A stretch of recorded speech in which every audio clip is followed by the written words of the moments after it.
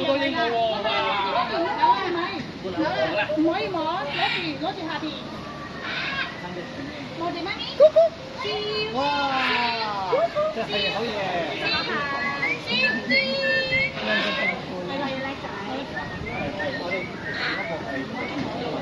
跟住唔可以摸，唔可以爬呢啲。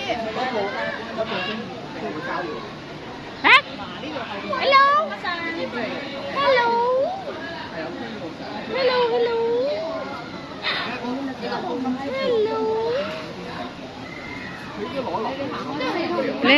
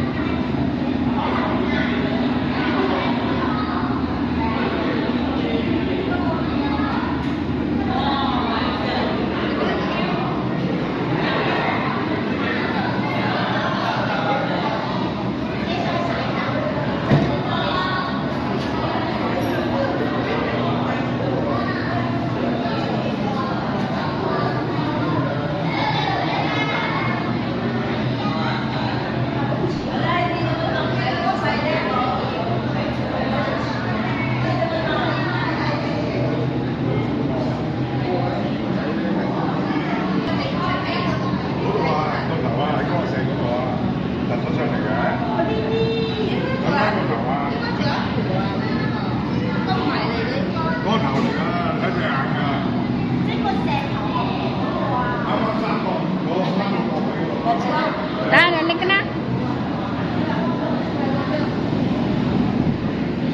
Doon na tayo.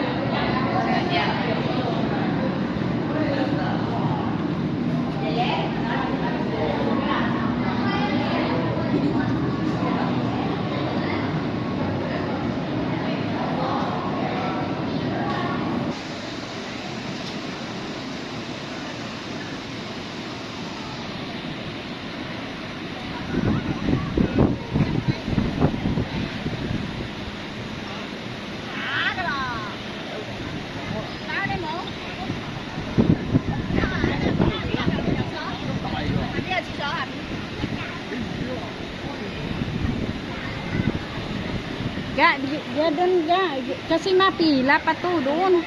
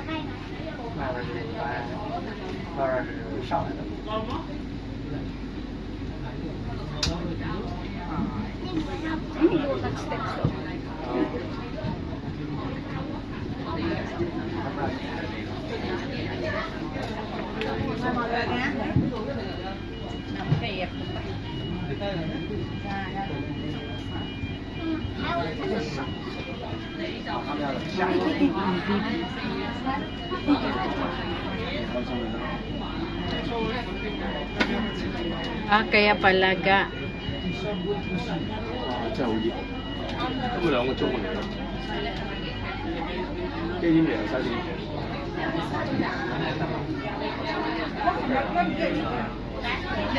信唔信佢哋有唔去補習啊？都要有人去玩有咁做嘥，我信去補習，你又知我以前深入去做啲嘢，生活喺度玩，之後4日就好又去玩出街玩。咁你一日係你睇書先到蝕本貨。就在海洋企鹅是吗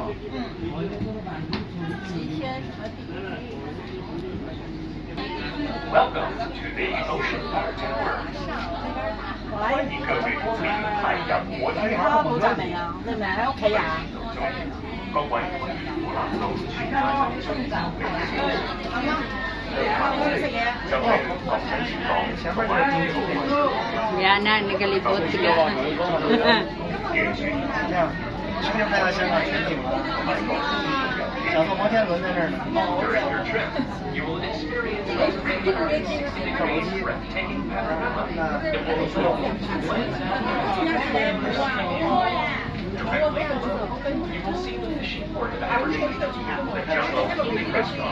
And of course, the main attraction at Ocean Park, Ocean Theater, and the vast selection of rides. 在各位可以欣赏到全亚洲最优美的景色。相信就是香港仔渔港和珍宝海鲜坊了。当然，还有海洋公园的游玩馆、海洋剧场以及个人竞技游戏。我哋稍後前往將喺全香